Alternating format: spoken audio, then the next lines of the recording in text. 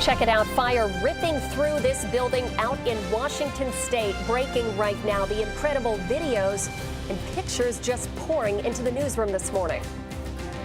And a CBS 6 weather alert tracking our next round of wet weather moving through the area today. I'll show you the showers that are expected and the mild temperatures ahead for the afternoon.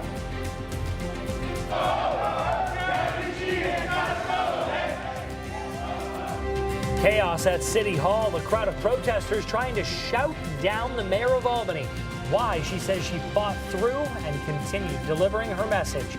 6 o'clock here on your Thursday morning. We'll get to all those top stories coming up in less than a minute. Yeah, it is Friday Eve. Let's check out your forecast with meteorologist Alyssa Caraprese. Hey, Alyssa. Hey, guys. Good morning. I've been tracking a few showers since the overnight period. A big batch of rain showers came through last night, but quickly raced out of here. Now there's a few showers up over the Mohawk Valley and the Adirondacks. These are rain showers, and another little batch of showers working their way into the western Catskills. You can see it here, mainly Delaware County at the moment, seeing some lighter rain. Temperatures ranging from the upper 20s to upper 30s. Most of the area is closer to the middle and upper 30s, but some of those cooler spots this morning could see a few of the showers coming down as a wintry mix. Otherwise, it's just going to be some drizzle through the first part of the day with a passing shower at times. Then gradually this afternoon, we'll see those rain showers switching over to snow showers, and by tonight, they'll all be snow showers. 45, though, is going to be the high in the capital region. More on these showers and when they wrap up coming up in your full forecast. Guys? All right, Alyssa, thanks. Taking a look at traffic. We are on the Northway passing exit 6. North and southbound traffic looks okay. Only problem right now is southeast of downtown Albany, down on I-90 westbound side between exits 11 and 12. It's got the left shoulder blocked. Again, that's the westbound side of I-90 between exits 11 and 12 in the Schodack area. That's got the left lane blocked. That's your CBS 6 Eye on Traffic. Breaking news out of Washington State. 2 firefighters are in the hospital this morning, and an apartment complex is a total loss. Massive flames took over this building overnight, and it just caused the whole building to collapse on itself. We want to give you a better look right now of these incredible pictures that just came into our newsroom. You see that? These came from our Sinclair sister station that is out in that area. Melissa Lee has been tracking this from the Breaking News Center. Melissa, what's the latest on this? Julia, the fire marshals expected to start the investigation into what caused this massive 3-alarm fire this morning. Take a look at your screen if you're not already. Unbelievable flames just blanketing this unoccupied apartment complex under construction in Linwood. That's about 30 minutes outside of Seattle. Part of the structure actually collapsed under all of that intense heat. Then another side fell about 20 minutes later. Crews say the fire is contained this morning, but they're staying on scene into the later hours to monitor any hot spots. 2 firefighters are being treated at a hospital for non-life-threatening injuries, while officials say more than 150 residents living in nearby apartments have been evacuated. Jack? Alyssa, thanks. This morning, an update on a story we've been following here on CBS 6 for some time now. Police in Colony say they've tracked down the owner of these 2 pit bulls, both found in a field with health issues earlier this week. One dog had that deep cut to its throat that police suspect was deliberate. The other was underfed and had skin problems. Police say social media and phone tips led them to a woman who claims the dogs were stolen from her Schenectady apartment. Right now, police are still looking for information on who or what hurt those dogs. Both are still recovering at the Latham Animal Hospital. And we're also tracking a story out of Bethlehem this morning where a teacher is on administrative leave after he was searched by the police who were looking for drugs. Police say the school resource officers smelled marijuana in the classroom of Stephen Kostopoulos, a technology teacher at Bethlehem Middle School. We're told the police found a pipe and pot in his jacket pocket. He's been charged with drug and paraphernalia possession and is expected to be in court next month. The school released a statement saying Kostopoulos has been placed on leave as this investigation continues, and that the health and safety of their students is their #1 priority. We're also learning more about the child endangerment charges the former mayor of Granville is facing. Police say Tom Scott gave inappropriate massages to members of the track team that he coached, and he watched them shower through a keyhole at his house. We knocked on Scott's door, and we also reached out to the Granville School District, but neither gave us a comment. The DA tells us he believes the school has taken steps to make sure that he's no longer involved. A hearing will likely be in a different court, though, because of Scott's history, understandably, as mayor of Granville.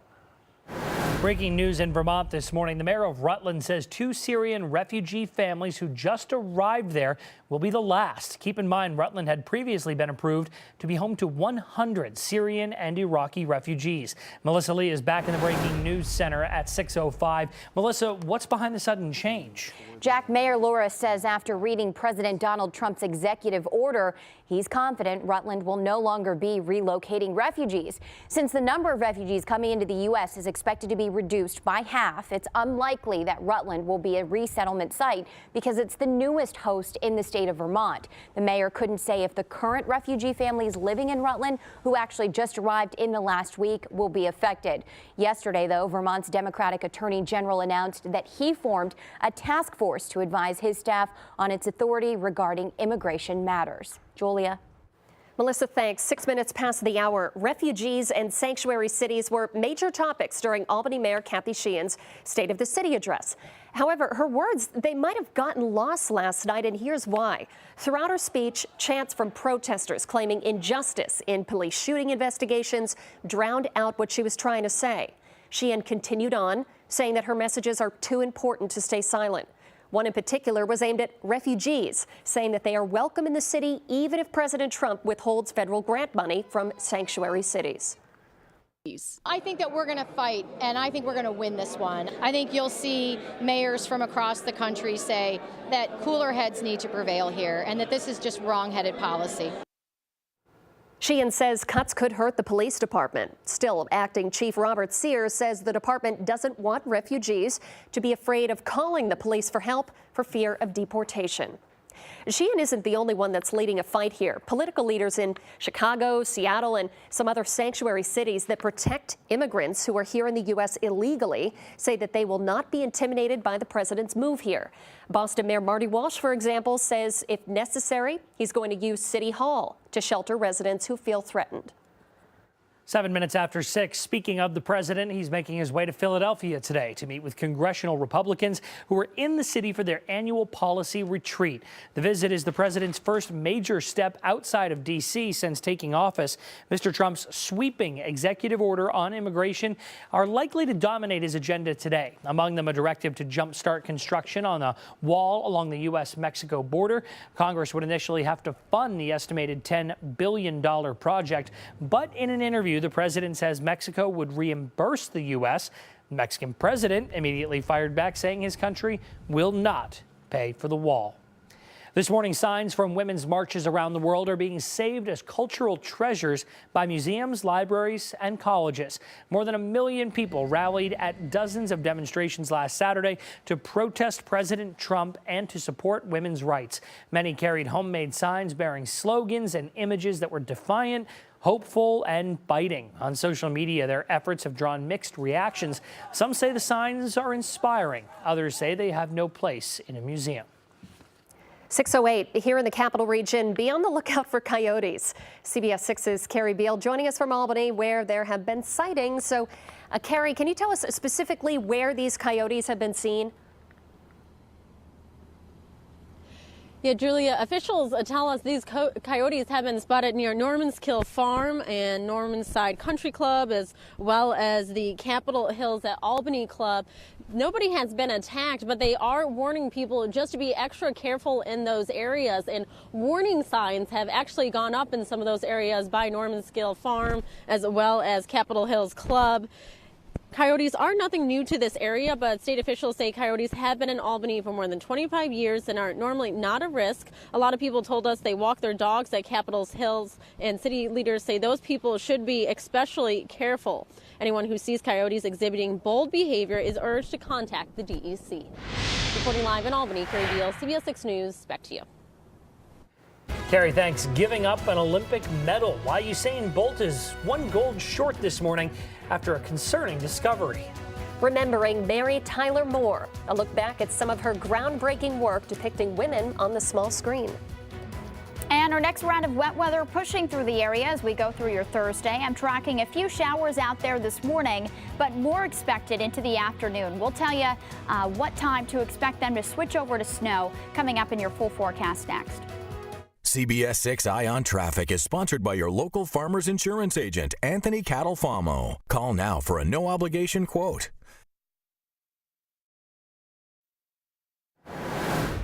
And we're following breaking news out of Washington State this morning, where a fire overnight has ripped through an apartment building, and the video is incredible. It's scary. From so many different angles, too, you can see just how big this fire was. The massive flames took over the building overnight, causing parts of it to collapse. Melissa Lee joins us again from the Breaking News Center. She's been following this story for us all morning. Melissa? Well, Jack, we know that building was unoccupied, fortunately. The fire marshal plans to start the investigation into what caused this massive 3-alarm fire later this morning. Take a look at your screen. We do have some aerial footage from a chopper to show you. I mean, this is just incredible. Flames breaking out around 9:30, just blanketing this structure. That was 9:30 local time at this apartment complex that we're learning was under construction. It was for senior apartments in Linwood, about 30 minutes outside of Seattle. The structure has actually been collapsing on itself, and crews are staying on scene this morning just to keep an eye out for hot spots. They say the fire is contained, but they want to make sure there are no more flare-ups. 2 firefighters are being treated at a hospital for non-life-threatening injuries, while officials say more than 150 residents living in nearby apartments have been evacuated. Guys? Taking a look at some of the stories topping headlines this morning, the man behind the mic at many memorable sports events says he'll call his last game later this month. Brent Musburger is ending his sportscasting career at ESPN to get into the sports handicapping business. The video you're seeing here is of Musburger anchoring a sportscast in 1975. He worked for CBS for a long time before moving to ESPN. The 77-year-old will bow out after calling the January 31st basketball game between Kentucky and Georgia. This morning, Hollywood continues to mourn the loss of actress and comedian Mary Tyler Moore. The star of 2 of TV's best-loved sitcoms passed away yesterday, surrounded by her husband and her friends. She was 80 years old. The Mary Tyler Moore Show really helped revolutionize the depiction of women on the small screen. She won 7 Emmys over the years, and she was also nominated for an Oscar for her role in the movie Ordinary People. So tonight, CBS News is going to have an hour-long special broadcast dedicated to the life and legacy of Mary Tyler Moore. CBS This Morning's co-host Gail King is going to host Mary Tyler Moore, Love is All Around, of course, part of the, the lyrics for the Mary Tyler Moore Show. It's a special that airs tonight at 9 right here on CBS.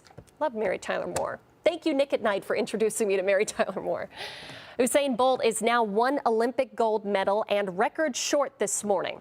Yesterday, he was told that he had to give back one of his 9 medals after a teammate tested positive for a banned substance. Doesn't that stink? 30-year-old Bolt cemented his status as an all-time great by completing an unprecedented triple in Rio back in 2016. So that means he was the only man to win all 3 sprint events at 3 Olympic Games. But now the gold the Jamaican won in the 2008 Beijing Games will no longer count. The International Olympic Committee disqualified the Caribbean Islands sprint team yesterday. Today is the day McDonald's is giving away 10,000 bottles of its Big Mac special sauce for the first time ever. Yeah, this was a big secret. The limited edition bottles will be available at select locations nationwide, including one right here in the capital region. So at 2 o'clock, head to the McDonald's at 106 Wolf Road in Albany to get your bottle. And you have to use the secret code phrase. So you ready? The phrase is, there's a Big Mac for that.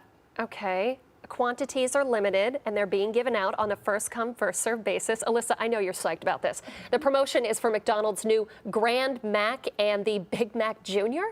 The rollout of these new sandwiches and the sauce giveaway come after news that only 1 in 5 millennials have tried a Big Mac. What? Really? Yeah, that doesn't surprise me, though. Because have you had a Big Mac? I've had a Big Mac. Yeah. I've had a Big Mac. Have you had a Big Mac? No, actually, I haven't. I'm not a huge fast food person. Never have been. Oh, I love fast food. Yeah, and I think, but that that's the way. Especially on this shift. That's the way the trend's going too. But I mean, and people who do love the Big Mac are crazy about that sauce. The sauce. I mean, isn't it like mayonnaise and ketchup just mixed together? Yeah, probably something to that effect. Yeah. All right. Wait, is it free or you can buy it? Good question. It's free. Free giveaway. It's a free giveaway. It's a free giveaway. All right, so the problem is that, it might not be the nicest of days to, wait in line potentially outside for your special sauce. Well, not a lot of sun, but we're kind of used to that at this point. I was going to say, I forget what the sun looks like. I have to keep looking online.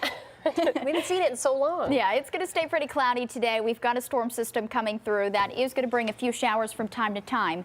Now, as we look at the bigger picture here, you'll notice batch of showers coming through overnight last night. Not a whole lot on the radar at the time being. The rain is a little more widespread off to our south, portions of New Jersey and Pennsylvania. Close look in our local area, though, showing lots of clouds and that batch of showers that quickly raced in overnight.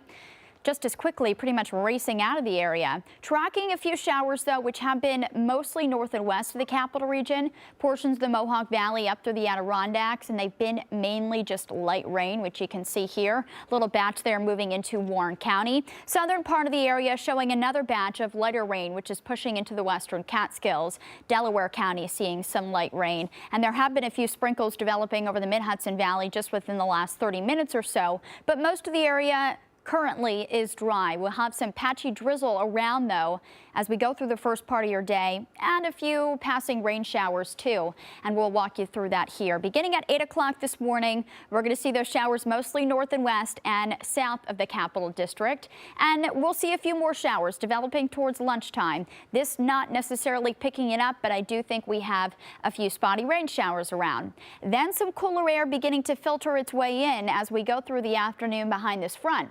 So west of Albany mid-afternoon, more snow showers likely. To the east of the capital region, we'll see more in the way of rain showers, and that cooler air continues to overspread the area heading through the evening tonight. By evening, most of the area looking at snow showers, which will continue to develop overnight tonight. They'll be pretty scattered. Winds pick up later today and stay gusty tonight through tomorrow and stay breezy into Saturday too. That's going to help to fuel a lot of lake effect snow shower activity. This is lunchtime tomorrow. It'll probably be even more widespread than this is picking up.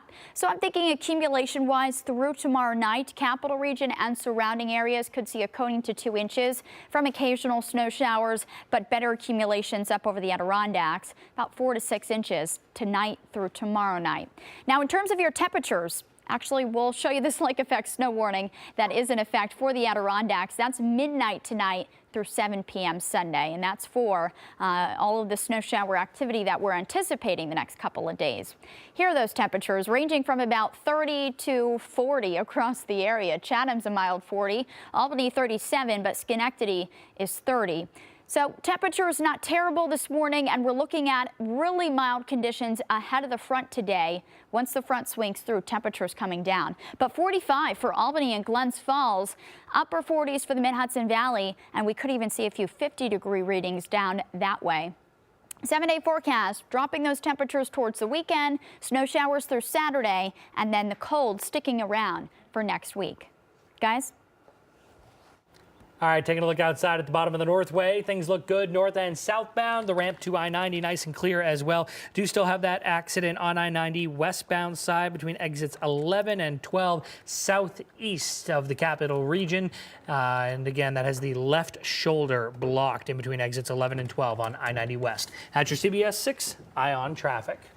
Impulse buys over the holidays. It happens, right? How many of us are guilty and the damage those buys had on your wallet? And the new chip bag that fights drunk driving. Yep. How this party snack also acts as a breathalyzer. CBS 6 Eye on Traffic is sponsored by your local Farmers Insurance agent, Anthony Catalfamo. Call now for a no-obligation quote. Wall Street will open this morning with the Dow above a historic 20,000 points. It hit the big milestone yesterday, having nearly tripled in value in less than 8 years. A study by creditcards.com says 3 out of 4 shoppers made an impulse purchase during this past holiday shopping season. Well, you might have been one of them. Apparently, though, it didn't hurt overall your wallet as all that much. The majority of shoppers say they spent less than $100 on their spur-of-the-moment purchase. Tostitos is introducing a bag that knows when you've been drinking and gets you home. Frito-Lay is offering the limited edition Party Safe bag in time for this year's Super Bowl. It's equipped with a sensor that detects small traces of alcohol on a person's breath. If alcohol is detected, a sensor on the front of the bag will turn red, and users can then tap their phone onto the bag and arrange an Uber. If you're heading to Houston for Super Bowl 51, it could cost you, according to StubHub, a ticket to the game between the Atlanta Falcons and New England Patriots will cost you anywhere from $2,800 to $11,000. Priceline says 3-star hotels near the stadium average $700 a night. Taking a trip overseas, the foreign leader making her way to the United States today. And continuing to follow a breaking story out of Washington, look at those flames. A fire overnight destroys an apartment complex. The new video constantly coming into our newsroom when we come back. A bill named after Kirby and Quigley is gaining some traction here in Albany. I'm Carrie Bailey, and coming up, I'll tell you about the bill and what lawmakers are doing about it today.